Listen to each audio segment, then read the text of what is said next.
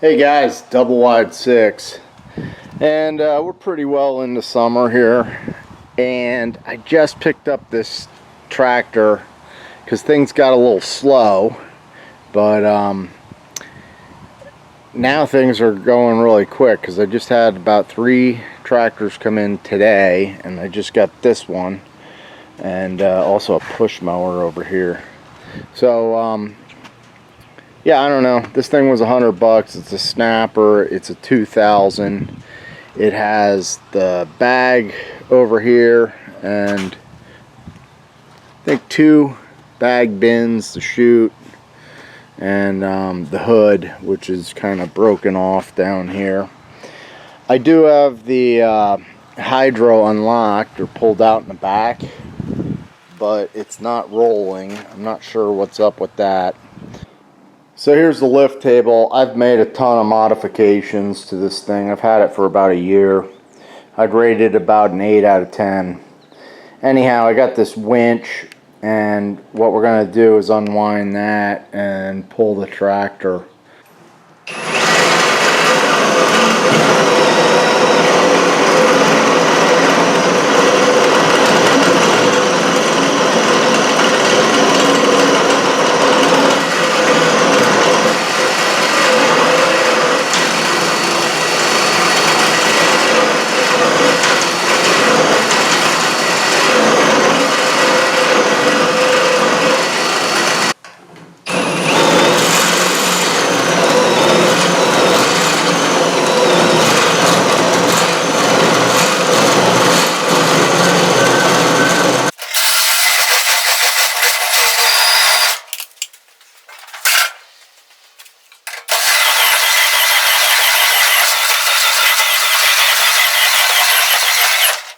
Well, I have the tractor up on the lift table. Took about 5 minutes or so, but that's easier than hurting my back. I'm not sure why the transmission is sticking. You know, it's not disengaging, but I'm not real worried about that because as long as it drives and you know, runs properly, it's not really an issue, at least for me. So what we want to do here is, the guy told me it has a dead battery, and according to him this thing worked. There's no fuel in it whatsoever. So first thing I want to do is check out the battery, and it is not in the engine compartment. It is under the seat, and they have some plastic covering it. So we'll pull these knobs off, and we'll try and take a look at the battery. This seat's cracked. Now I got some other seats, so I might try that. Try a different seat on here, because this one has a bunch of cracks. I could see that that negative's loose, so that's an issue already. And so is that. This is from 420. What is that, 2 years? So this battery is probably pretty good. So I'm just going to try and jump it and see if we can get the engine to crank. So I got this fast charger from my brother. It's 200 amp starting capability. So I hooked that thing up. This is actually the second time I'm using it. So I'm going to plug that in, and we'll crank the engine, and we'll just see if it does crank. And I put the parking brake on.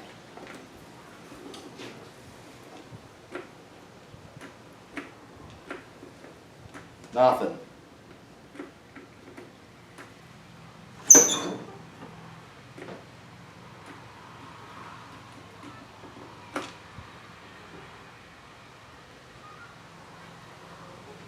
Doesn't sound like... Oh, I gotta turn on the switch.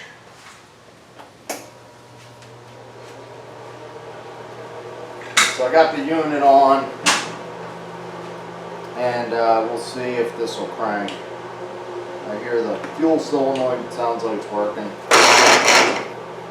So engine's trying to turn over, so that's good. Just going to check the oil. Make sure there's not fuel in it because the tank is bone dry.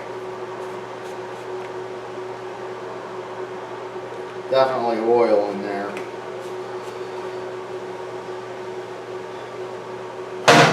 Not sure the last time this thing was run.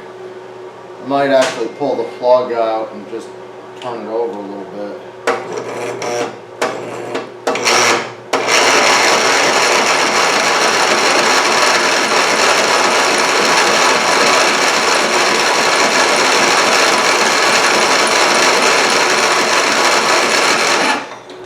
Alright, that should be enough to get the oil moving. So I'm going to see if we can get at the fire here.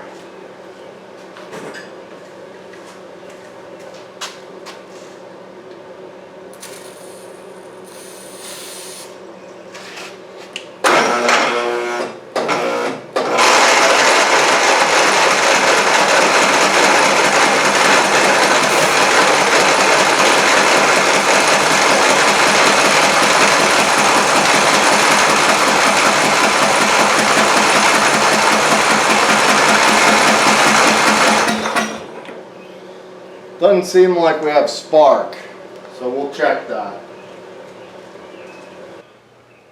So I have the plug out of there. We're going to see if that sparks.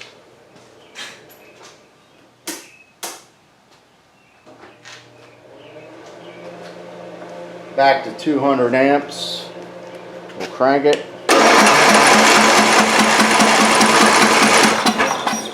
No spark. So I popped the cover off the engine, and right away it looks fairly clean. It's not too bad. There's some rust in here. It looks like a mouse might have been in here, but it doesn't look like it's too packed up. And what I noticed is we're missing a bolt here on the coil.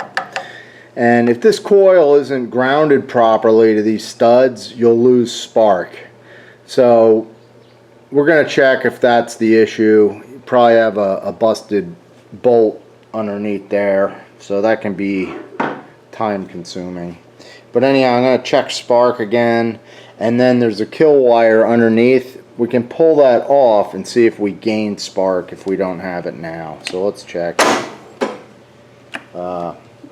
I got this thing set on charge, and if anyone knows, do you have to, should you unplug this thing when you switch it from, this is 12 volts 20 amps, 12 volts 40 amps, 200 amp start. So if I want to switch this, I've been unplugging it, but I don't know if I have to. So if anyone knows, let me know. Alright, so that's 200. And we'll see if we have spark.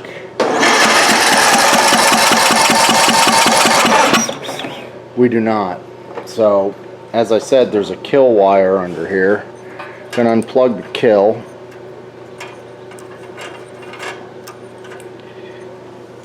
The kill wire is not even plugged in. So, I wonder if the tab's broken off. I can't see. I'm going to pull that coil out and examine it. But normally you pull that kill wire and see if you regain spark. But we can't even do that because the kill wire is not hooked up. So I'm going to go look in my stash, musty style, and we'll see if I got one of these. I got enough crap that I should have one, but we'll go see what I have.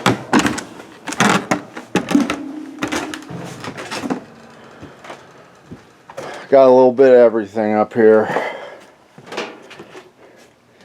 Here's a bunch of coils, and here's a bunch of coils.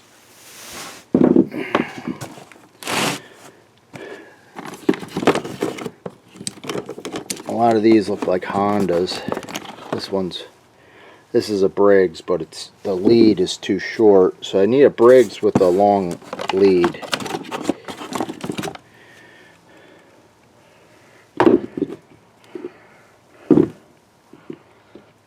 I don't know if that's long enough.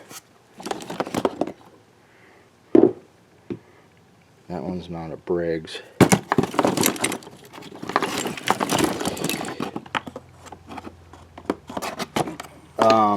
This one looks like it'll do it. Should be long enough, so I'll clean this one up. So this is the coil I'm going to use. I'm just going to clean up the rust a little bit.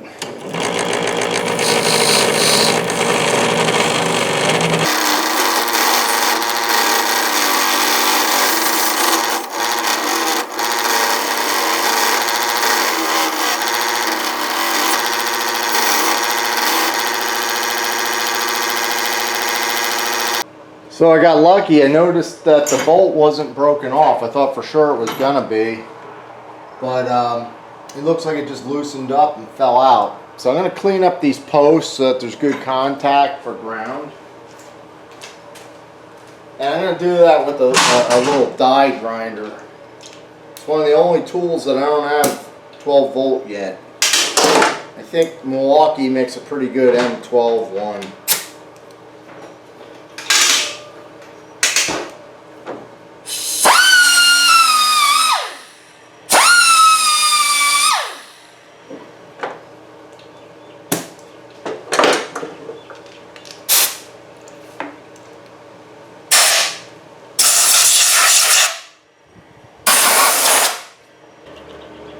Well, we're going to head over to stash number 2. I like that. Reminds me of that guy that played basketball, the Stash. Can't remember what team he was on. But if you were watching, gosh, Jersey City, that's where he was from. If he might have played for Villanova, I don't know. But anyhow, I don't think it was Villanova. We need one of these guys, and yeah, I got it. So this is my small engine stash. This is from all the engines I break down to save all those bolts. Comes in pretty handy.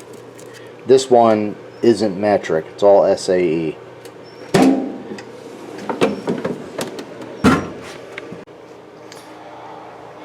So we will install the coil. I'm going to turn this so I can see the magnets, which are there.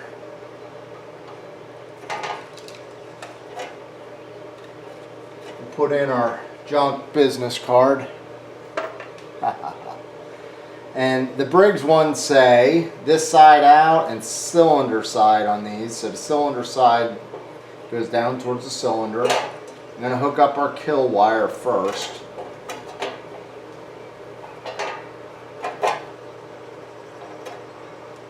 Okay. Set that on that business card, and we'll start our bolts.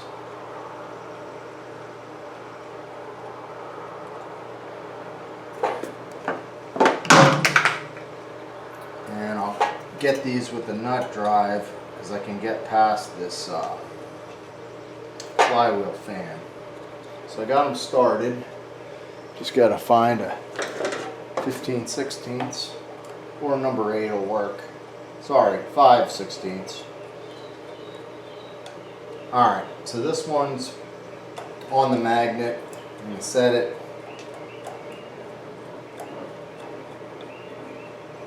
nice and tight. And then I'm going to turn it a little bit. There we go. Right on the magnet there. And don't forget, get that business card out of there. Make sure it doesn't hit. And I'm going to try and turn it just a little bit more to snug it up.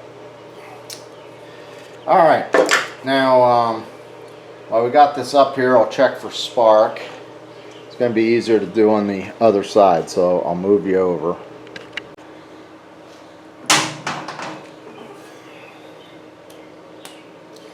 So there's still a plug in the machine, but we're just testing with the spark plug for spark. Try and bring you in so you can see that. You just want to make sure that the plug is touching metal so it's grounded, and we should have a spark if everything's good. So, alright, now I just switched that thing without unplugging it, so whatevs. Here we go.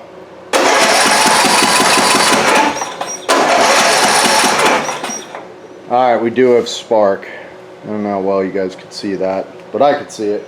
So, since there's a plug in there, we're going to try and fire this thing off.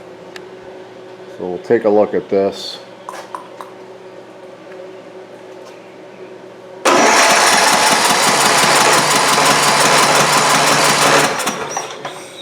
We're going to give it a little fuel.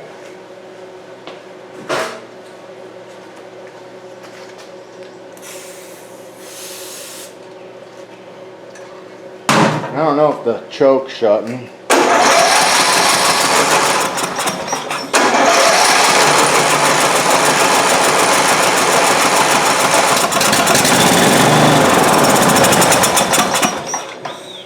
So that tells you got spark and you got compression. So since the fuel tank was empty on this thing, I think what I might do is just drop the fuel solenoid. I heard that working. And drop the bowl, just clean anything out of there that's in there, and we'll try and start it. Well, I took a close look at the carb, and we actually have a Nicky carb, which means you can't just drop this and pull the bowl off. You have to take out some Phillips head screws. So let's just be positive here, and let's hope that the fuel was drained out of here, because it's not in the crankcase with the oil. So maybe they took the fuel out, and maybe the carburetor's not that bad. So we'll just see if it runs. I'm going to fuel this thing up and we'll see what we get. The tank looks clean, so it's not really a big deal if it doesn't. If the carb needs cleaning, we'll just clamp off the tank and clean it.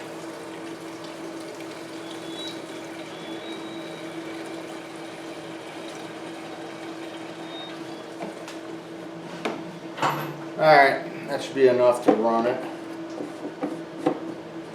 Hey pupper, how you doing?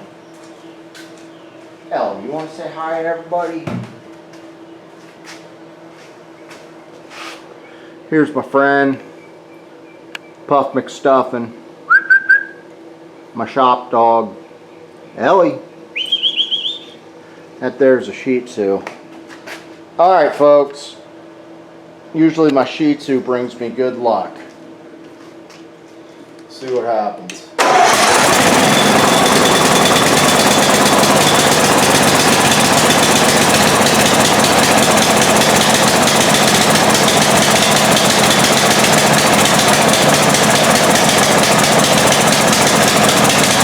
I don't know if the choke's stuck or what. It's running pretty rough. I'm just going to let it run for a while.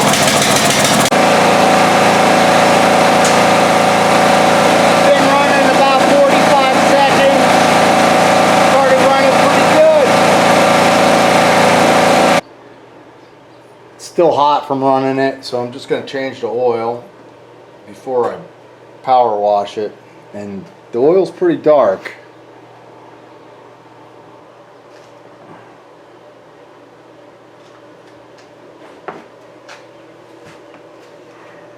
So we'll try 48 ounces. This is pretty nice. This thing's from Lyle.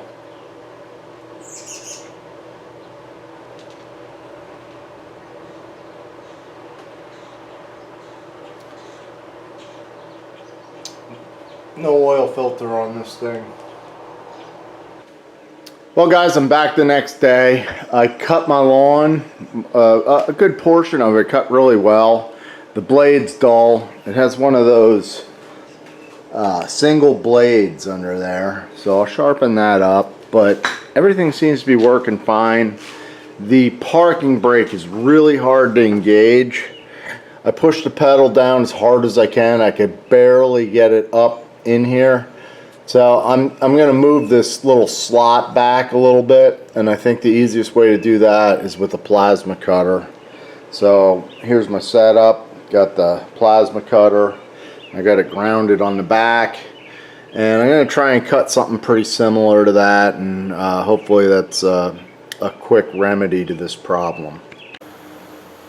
So I'm going to start by taking away some paint there. See if this gets in there.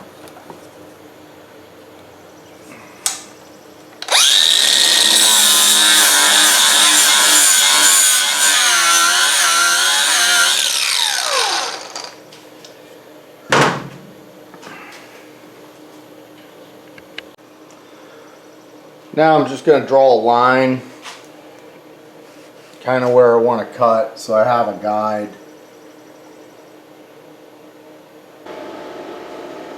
And we'll see how this Chinese cut 50 will do.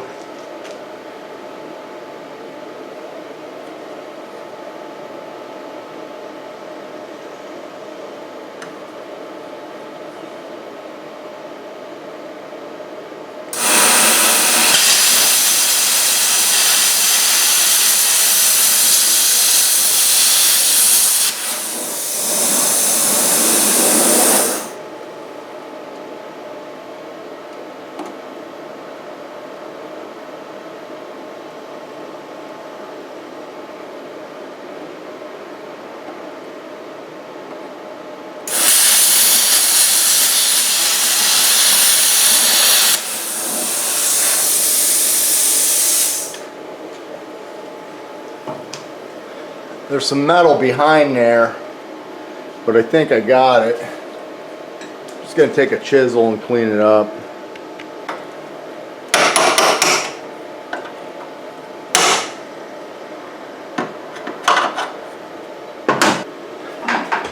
So it seems like it's locking in there pretty good. It's a nice tight fit. So what I'm gonna do is try and crank the engine, and as long as it cranks, then that's good. If not, we're gonna have to adjust the safety switch. Alright, so that's good. This blade has some pretty big bolts holding it on, it looks like. And they look very rusted.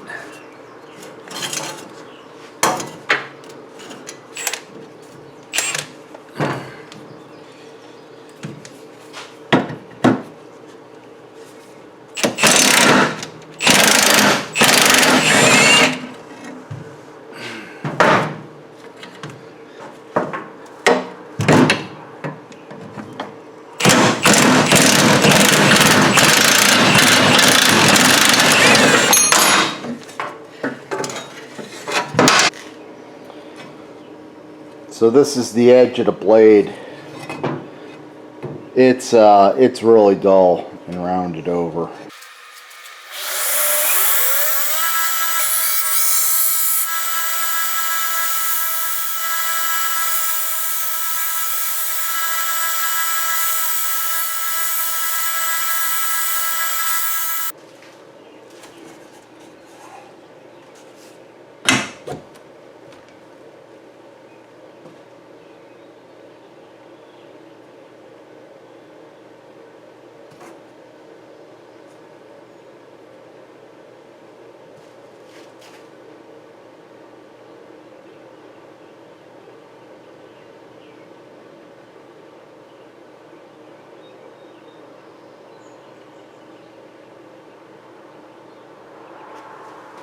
That's really close for a long blade.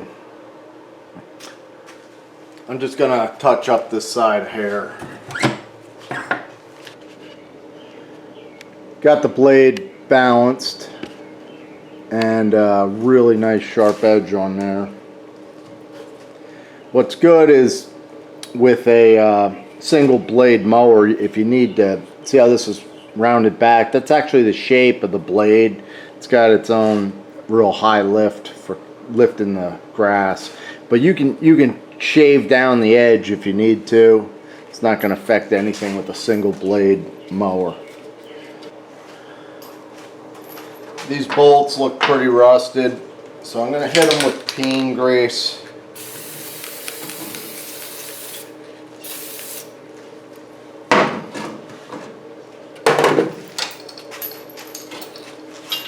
I really like this stuff. I use it a lot with the snow blowers. So the whole hood's kind of falling apart. You can see we're missing this bottom piece. So I'll show you how I fix these. I'm going to start out by removing this support bracket so I can put a plate across here.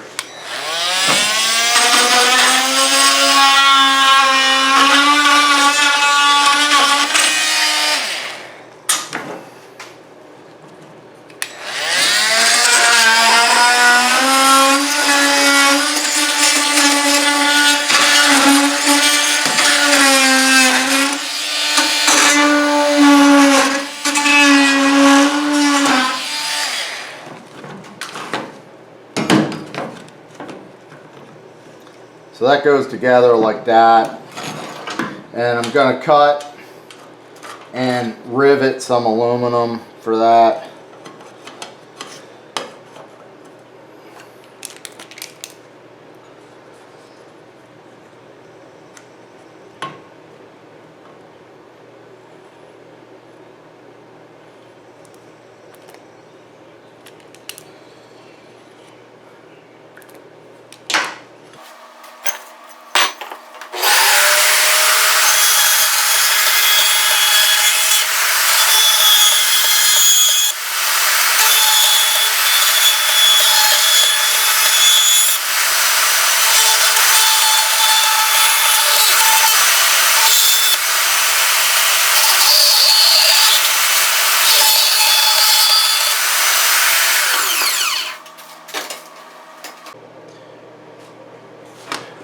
So I have that plate clamped on there. I'm just using some welding clamps,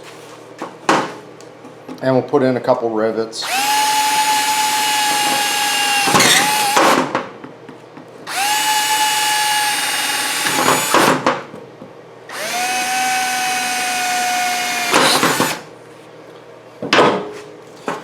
Good rivet gun.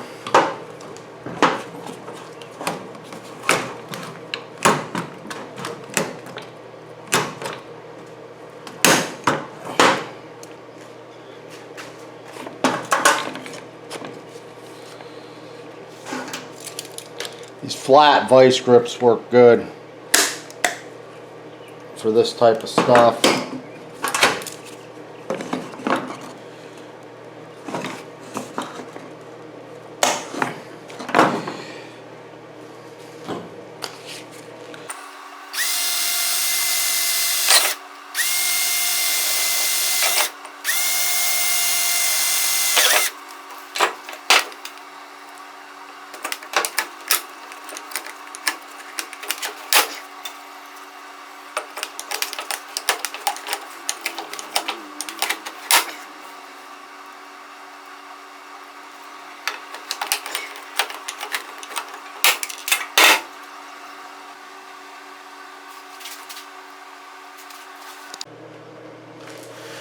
So more of the same here. We need a plate there, one here, and one there. So same process. Gonna take care of it off camera, folks. So I put the hood back on. I hit it with a little bit of Flex Seal just because it's like a flat black. And yeah, things look pretty good. It's functional, and that's the main thing. So goes up like that. You can see some plates in there, and it closes properly.